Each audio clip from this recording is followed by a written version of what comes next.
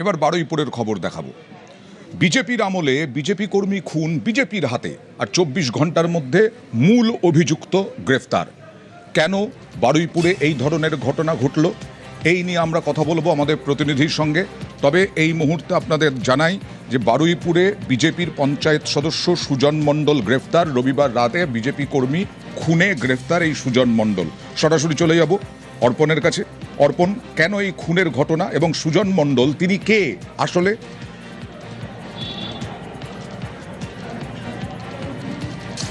দেখো, সুজন মণ্ডল দীর্ঘদিনের বিজেপি কর্মী ছিলেন। পরবর্তী সময়ে পঞ্চায়েত নির্বাচনে তিনি হাড়দাহ গ্রাম পঞ্চায়েত থেকে বিজেপির হয়ে তিনি সদস্য পদ পান, কিন্তু তার বিরুদ্ধে একাধিক অভিযোগ রয়েছে। আর্থিক তছরূপ থেকে শুরু করে বিভিন্ন তার বিরুদ্ধে দল বিরোধী কার্যকলাপের জন্য তার যে মণ্ডল সভাপতি যেটা ছিল সেটা ক্যান্সেল করে দল। এরপরে দেখা যায় যে রাজ্যে পালাবদলের পর সেখানে এই যে সুজন, তিনি চাইছিলেন এলাকার যারা তৃণমূল কংগ্রেস কর্মী রয়েছেন, যারা এলাকায় তৃণমূল করেন, তাদেরকে যেমন সারা রাজ্যে দেখা যাচ্ছে তারা তৃণমূল থেকে বিজেপিতে ঢোকা চলে আসার জন্য একটা হিড়িক, তেমনই কিন্তু বারুইপুরের হাড্ডাহ গ্রামেতে এটা ছিল।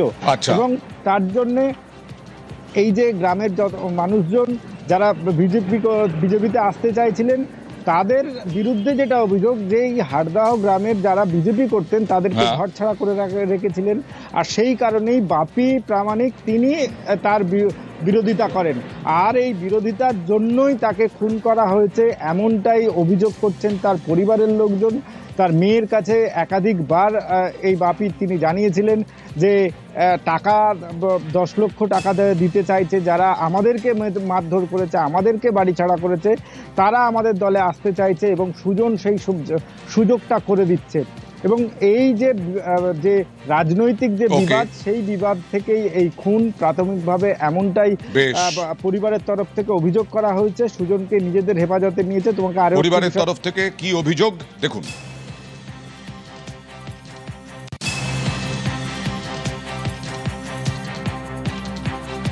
ফাঁসি চাই, ফাঁসি, ফাঁসি হবে, ফাঁসি, চরণ ফাঁসি চাই।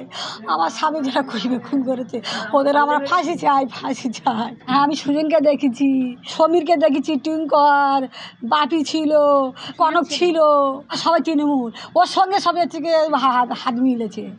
আমার সুজন ওর সঙ্গে হাত মিলেছে, ও বিজেপি ছিল, ও ওদের সঙ্গে হাত মিলেছে, মিলেই সর্বনাশটা করলো। এই সুজন সব করিয়েছে।